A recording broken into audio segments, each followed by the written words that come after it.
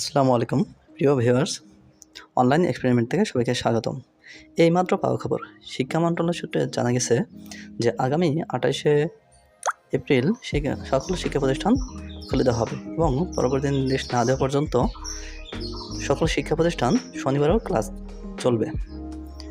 অর্থাৎ আগামী সপ্তাহ থেকে 28শে এপ্রিল রবিবার থেকে সকল শিক্ষা প্রতিষ্ঠান খোলা থাকবে এবং পরবর্তী নির্দেশ না দেওয়া পর্যন্ত প্রতি শনিবারও ক্লাস খোলা থাকবে। অর্থাৎ সাপ্তাহিক ছুটি শুধুমাত্র শুক্রবার থাকছে।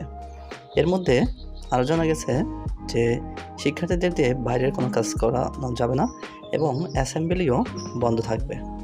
সেই হিসেবে শিক্ষার্থীদের শ্রেণীকক্ষের বাইরে কোনো প্রকারের কাজ বা তাদের কোনো অ্যাসেম্বলি অথবা অন্য কোনো কাজে যুক্ত করা যাবে না। তবে